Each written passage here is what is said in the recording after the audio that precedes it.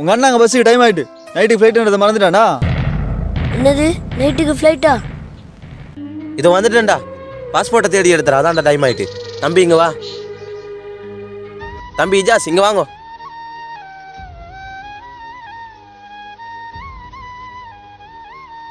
நைட்டுக்கு ஃப்ளைட்டாம் எனக்கு அவசரம் விசா வந்துட்டு நான் இப்போ பஸ்ல ஏறினா தான் கரெக்டாக போய் சேரையிலும். கொஞ்சம் அம்மா எங்கே போயிருக்கிறான்னு தெரியும், வந்த அப்புறம் கொஞ்சம் டக்குன்னு சொல்லுங்க சரியா? வாடா போகலாம். கொஞ்சம் நில்லு. உனக்கு பஸ் எத்தனை மணிக்கு? 9 மணிக்கு. இப்போ டைம் என்ன? ஒரு 7 இருக்கும். நீ இப்போ எங்கே போகிறேன்னு தெரியுமா? ஏதோ டூருக்கு போகிற மாதிரி போகிற. நீ ஒன்று கொழும்பு போய் திரும்பி பார்த்து போகல, நீ போகிறது வெளிநாடு. அதை புரிஞ்சுக்கோ. திரும்பி அந்த புள்ளியில் மூஞ்ச பாடுறா. அந்த புள்ளிகளுக்கு நீ தாண்டா எல்லாம். அந்த புள்ளிகளுக்கு நீ தாண்டா உலகம். நீ இப்படி பண்ணிட்டு போறிய அந்த பிள்ளைகளுக்கு. சோரிடா விடுறா அண்ணன். வாடா அந்த பிள்ளைகள்கிட்ட கொஞ்சம் பேசிட்டு போடா.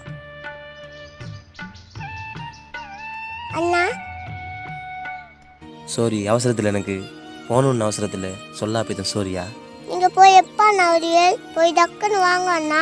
தம்பி நான் வருவேன் தம்பி சரியா? அண்ணா கொஞ்சம் இருந்து அம்மா கிட்ட கொஞ்சம் சொல்லிட்டு போங்க அண்ணா.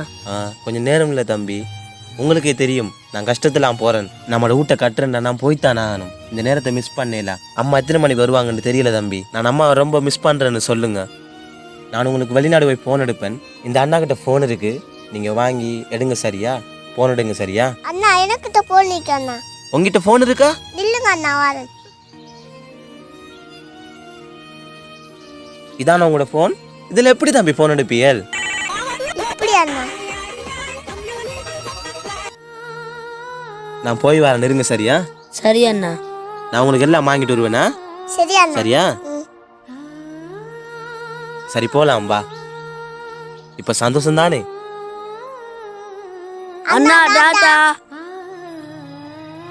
போய் வரனா? உழைக்க வேண்டிய வயது இதுதான் என்று விமானம் ஏறினேன். ஆனால் வாழ வேண்டிய வயதும் இதுதான் என்பதை மறந்து.